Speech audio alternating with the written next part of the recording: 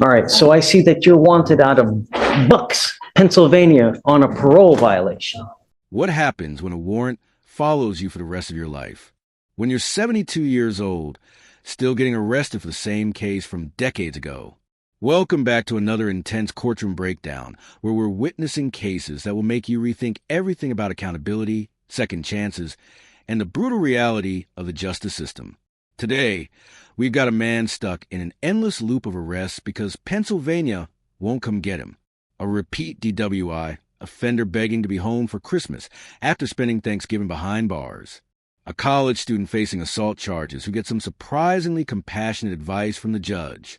And a retired man learning that one DWI could cost him thousands of dollars he doesn't have. These cases reveal the human side of the courtroom. The frustration, the desperation, and the tough love that can make or break someone's future. Buckle up, because this judge doesn't sugarcoat anything. Yes, sir, Your Honor. Two underlying cases. So the fact that he's been on this same fugitive case twice more in your court works both in and against my favor. Before my time in general litigation, there were two prior other prosecutors. There we go, flexing the muscle. Well, I'm just kidding. One of them was me. But for the two prior ones were dismissed, and he keeps getting arrested on the same warrant, and they keep not picking him up. I had Amy call the... This is going to happen eternally for you, Mr. Ginder, until you go back to Pennsylvania. You will continue to get arrested over and over and over.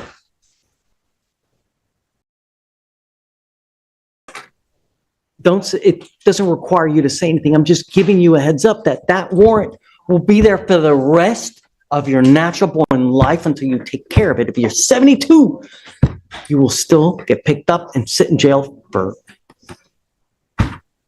How do we go forward? So this is one of those unusual situations. There is no pre-signed waiver, so he has a right to... A parole case? Some states, including ours, they just don't have it in their clause for their parole. But I've had Amy call, and she was only able to reach the supervisor for the deputy that actually handles his specific warrant. Dave, don't we have enough people in jail, number one? And if they don't care enough to pick them up over and over...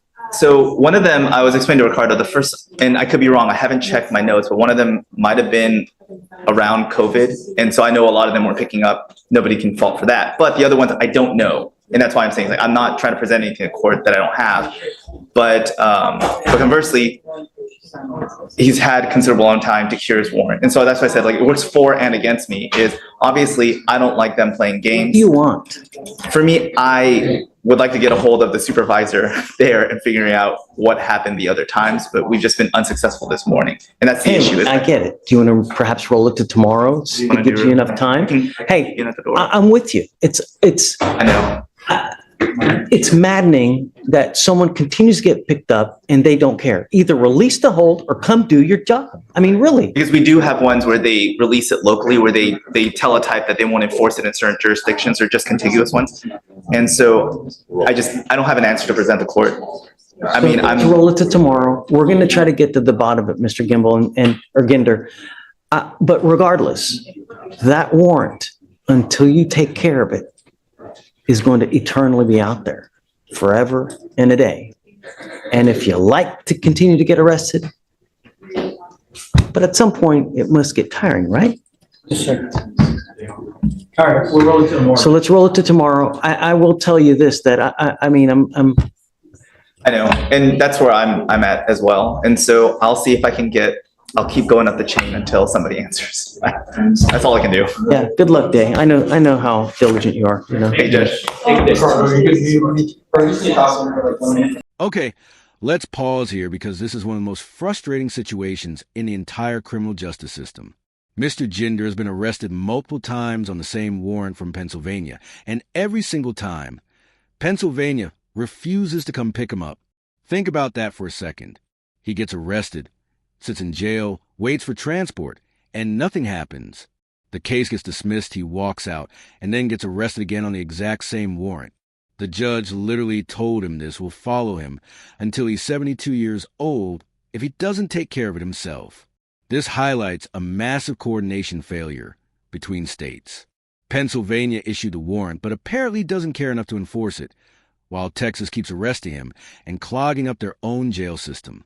The prosecutor is trying to go up the chain of command to get answers, but even they seem exasperated. Here's the real question for Mr. Ginder.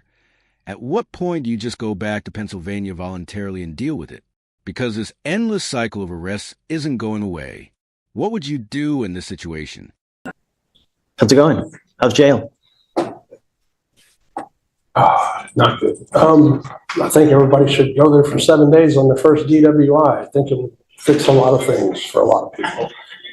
You know, and I routinely say this to people, Mr. Fox, is that I would say, I don't know the true statistic, but usually when people go to jail, that one time, most times that one time is scary enough that it's self-correcting and they wise up that they don't ever want to go to a place like that. I mean, it stinks. There's things that you know. So, yeah, I know there's no air conditioning, but jails are jails. I mean, it's not the Holiday Inn. It's not Club Med. It's not Disneyland. It's happy and the most wonderful place in the entire world, right? But you got to understand is that we have routinely let you out over and over and over. And you make us promises, you tell us you're going to do things, and then we come to find out later on, it's a completely different thing. You have what? 2 open DWIs, right? Is it at least 2, right? It's two, Judge. You're on probation with us, and then you pick up a felony as well. At some point, I have to say when. We can't continue. Sometimes we have to protect people from themselves, their own worst enemy. And I'll tell you, when we first did the TRAS, I told you how reluctant I was to go with the other agreement that you guys had worked out, because I wanted to do SATA, because usually our clinicians know what's up. They know the right way I understand. to go through things. And you want me to let you out for the holidays, but that really scares me. I just want my bond reduced, sir. I mean, even my wife, who we're getting divorced, wants me home for Christmas. I mean, spending Thanksgiving in there, and yes, you're right. I mean, I call it jail therapy. I don't know what Look, else. let's not talk about the case at all. I don't want to talk about the case, but Yes, sir. I'm bringing you out I just, just want my bond reduced, sir, so I can, I mean, like you said, number one, I can't drive. You're going to have an ankle monitor on me. I can't go anywhere. So but we still ask you to do things and you refuse to abide by bond conditions. Every time you tell me and you make a promise, you know how it goes, right? Fool me once, shame on you. Fool me twice, shame on me. Fool me 3 times, really shame on me. And that's where we're at. You tell me things that you're going to do. You tell me that you're going to abide. And when you get out, you still do whatever you want to do. I never spent 28 days in jail, sir, and this is definitely a wake-up call. I don't know any other way to put it. I mean, And you've told me that story before. I've never been in jail before, sir. I've never once been in jail until this time, and I don't need to know how to explain it, because I know you probably. The good news is this, Mr. Fox, because there is light at the end of the tunnel, that Mr. Sims is working hard to try to resolve these things once and for all, so you don't sit there and linger. The idea is to do the program that we had initially said. The only problem is the case at a county. That's the holdup, I think, at this point. And so what we're going to do is we're going to have Morgan reach out over there. We're going to have James reach out to your lawyer on that case to see if we can come up to a global resolution once and for all. And hopefully we can do that by next week. I don't know, but I'm hoping. I don't know what the other county has in store, what they want, but hopefully we can get on the same page. And if we let them know this is our intent to do SATF, hopefully we'll see what happens. But So no bond reductions. Okay. I'm sorry, Mr. Fox, but look, I put myself in this mess. and quite frankly, you scare me. Every day, someone dies from a DWI in our county. Every single day.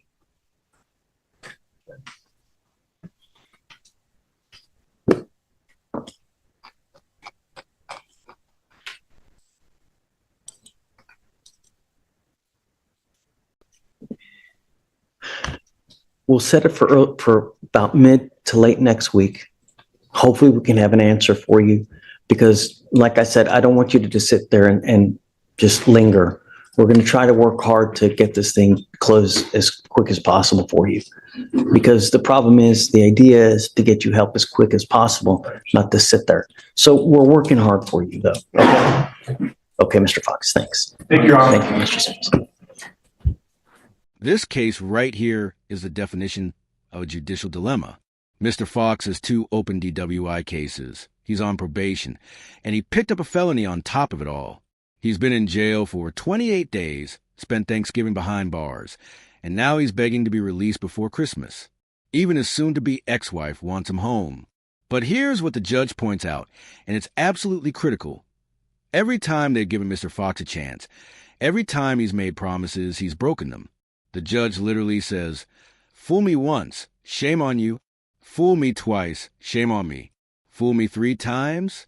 Really, shame on me." That's the exhaustion of a court system that wants to help but keeps getting burned. And then the judge says something chilling. "You scare me.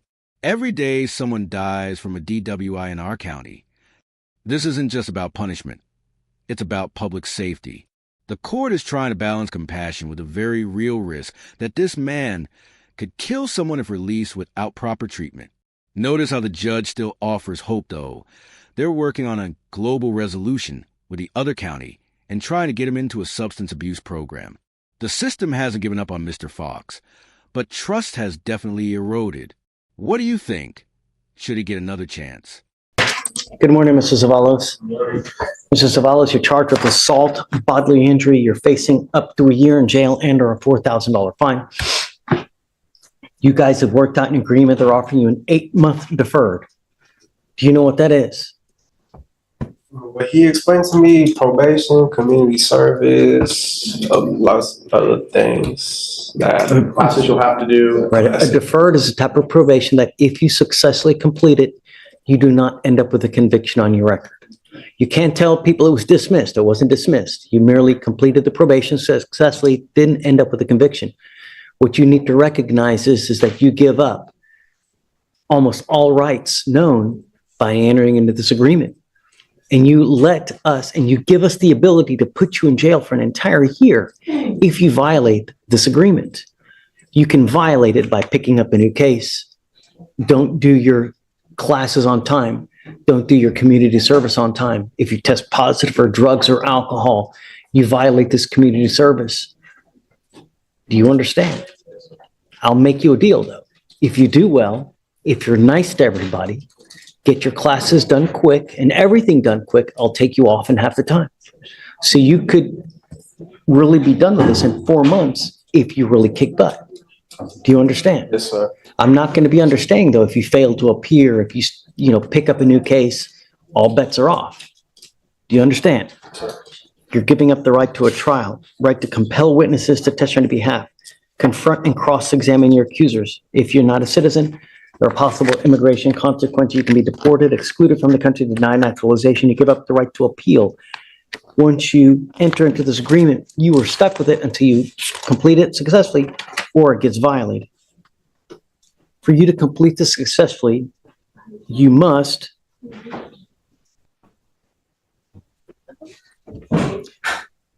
do a thinking for a change class. You must do a 4-hour anger management class. Which thinking for a change did you want? Were you thinking?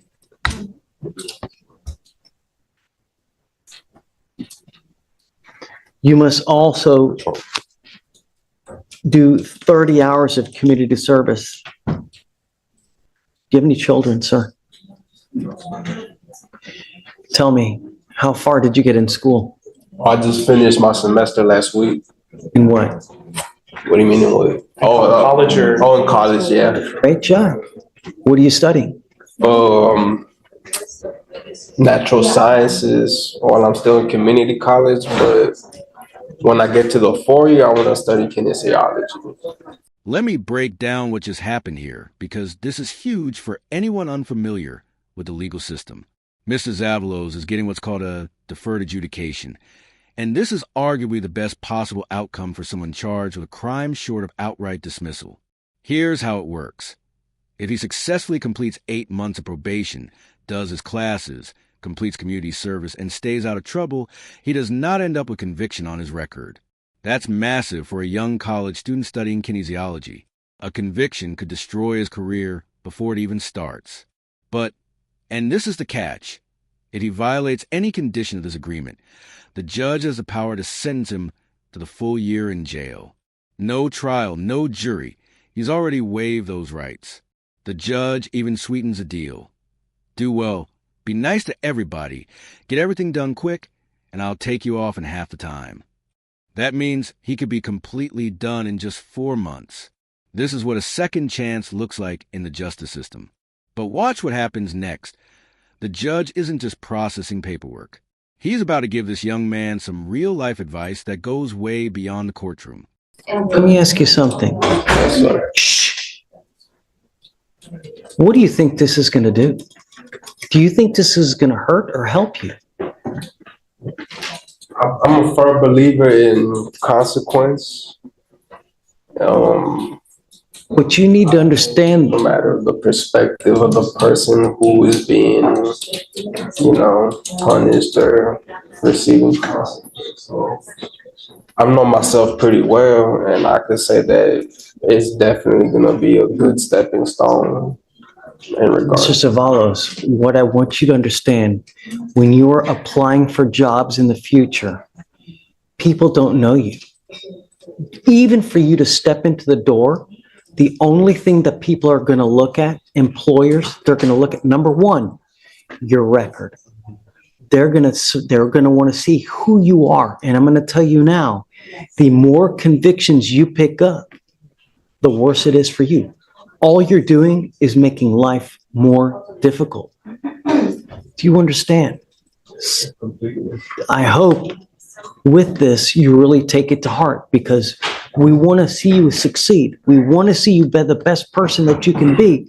But convictions and criminal cases, no matter what happens, people will still use it. And you need to consider it. When you're out in the free world, self-control. Do you understand? I understand. Yes, sir. I remember the last conversation, and I feel like I'm doing pretty well on that. He still heckles me. He tries to get a rise out of me. Their neighbor's judge. But You know what? Then it's never going to stop, Mr. I Zavalos. understand. You need to be the bigger man. And it sucks. And, in life, Step off the porch. do you think that there are people who mess with me? On a constant basis, on a daily basis, I have people that are always messing with me as well. But I still try to do the best job I can. I do what's in my heart. I do what I think is right. And that's what you need to do as well. Shh. Mr. Zavalos, be the better man. If you need to move, if you need to get away, but even if they're still heckling with you, call the cops. Find another way. Don't take matters into your own hands. We don't want to see you fail. All right? Thank you for your concern. Well, we want you to be the best person you can be, really. So you're in college, right? Yes, sir. Okay. We're here the shorter length. Thank you for a change. No, but my 30 hours of community service, as long as you're in school, that's great. Just great. Just better yourself. That's what, So you wait for the community service judge? yeah. If they're okay with it. We're okay with that. Just look, the idea is that you learn and you don't come back, right? So how old are you, bud? I'm going to waive all your fines and fees. It's never about the money. Just do what you say you're going to do it on time, and make the most of it, all right? Mr. Savalos, how do you plead to the assault? Guilty or not guilty?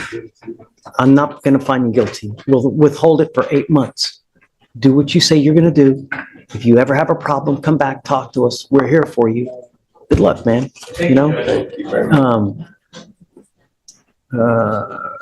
So get your stuff done quick. We'll take you off quick and you're done, all right? All right. Like receive word on like when I should start all that. Shatori over there will tell you exactly what you need to do, all right? Okay, man. Now that is what judicial mentorship looks like. Did you notice what just happened? The judge didn't just process this case and move on. He took the time to actually invest in this young man's future. First, he explains that employers don't know you personally. All they see is your record. Every conviction makes life harder. Then, when Mr. Zavalos mentions that someone still heckles him and tries to provoke him, the judge drops some real wisdom. Be the bigger man. It sucks. But in life, do you think there are people who mess with me? On a daily basis. I have people always messing with me too, but I still try to do the best job I can. That a judge relating to a defendant on a human level, not just lecturing from a position of power. And then the final touch, when the judge finds out Zavalos is in college, he waives all fines and fees. It's never about the money, he says. Just do what you say you're going to do. He even offers to reduce to 30 hours of community service since the defendant is pursuing education. This is the justice system at its best, recognizing potential, offering genuine support, and creating pathways to success rather than just punishment. The question is, will Mr. Zavalos take this opportunity and run with it? Bill Letter. All right, Mr. Bill Letter. You should have told me that. That's easy. So you're charged with driving while intoxicated. You're facing up to 6 months in jail and or a $2,000 fine. You need to understand that you're making a lifetime decision today, and this is a very big one because you're pleading guilty to this offense that it's going to go on your record. Once it's on your record, it's there forever. It's even there after you die. And it's important because when you get into a car in the future, if you start consuming alcohol, if you do before you get into a car, you get pulled over. All officers do is they look at your criminal history. They look at you, how you are. What do you think is going to happen if they smell alcohol and they look at this? Probably not going to go well. So if I were you, I would never get in a car, even if you've had a sip of alcohol, because it's a humongous and it's just a big financial risk. Do you understand? Yes, sir, I did. You also give up a lot of rights by entering this agreement today. You give up the right to a trial, right to compel witnesses to testify on your behalf, confront and cross-examine your accusers if you're not a citizen. There are possible immigration consequences. You can be deported, excluded from the country, denied naturalization. You give up the right to appeal. Like I said, once you plead guilty, there's no turning back. Is this what you want to do? Yes, sir. How do you plead to the offense of driving while intoxicated? Guilty or not guilty? The other thing I want you to understand, Mr. Bill Letter, is that, you know, DWI is big business. When you plead guilty to a DWI, there's a $3,000 surcharge that DPS hits you. If you don't pay it, you don't get a license until you do. There's also court costs to the tune of around $500. I will do you a favor and I will waive them. But I want you to understand that if you come back a second DWI, you're looking at around $6,000 in surcharges. $6,000. Not to mention court costs. You could look forward to around $7,000 in fines and fees. You understand? Yes, sir. Literally, one button on your phone, $50, anywhere you want to go in this city. Uber. That's what I'm trying to say. It's extremely easy. They'll come pick you up no matter where you want to go. Do you understand? Yes, sir. I'll find you guilty. I'm going to send you to 3 days in jail. I will give you credit for the 1 day that you've done. I am going to suspend your license for 90 days. Can we get ALR credit?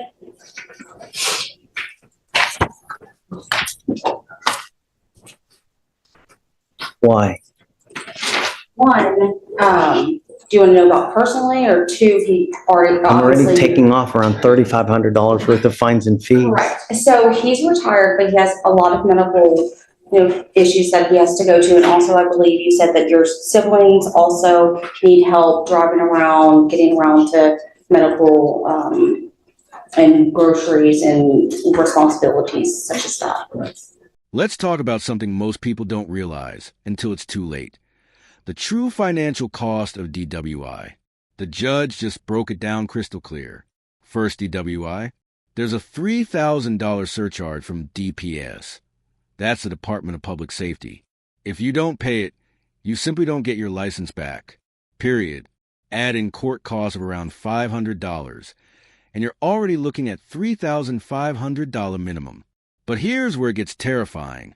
A second DWI, you're looking at $6,000 in surcharges plus court costs, which brings you to nearly $7,000 in fines and fees alone.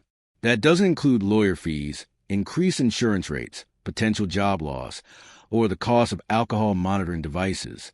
The judge makes an excellent point. One button on your phone, $50 anywhere you want to go in this city. Uber, that's it. $50 versus thousands in fines, potential jail time, and a permanent record. For Mr. Bill Letter, the judge is being compassionate, waiving $3,500 in fines because he's retired with medical issues and helps his siblings get around. But even with that compassion, he's still getting 3 days in jail and a 90-day license suspension. And the judge's final warning hits hard. When you make childish choices, you get treated like a child. And what we do with children here, we put them over our knee and spank them, but we do it with a ton of jail time. Message received. I'm a firm believer that everybody makes mistakes. You're allowed to make a mistake once in a while. But if you continue to make mistakes that endanger the lives of other people, at that point, it's not a mistake and it's a choice. And when you make childish choices, you get treated like a child. And what we do with children here, we put them over our knee and we spank them like a little child. But we do it with a ton of jail time. Get a clue. Just don't get into a car if you've had even a sip of alcohol. Do you understand, Mr. Bill Letter?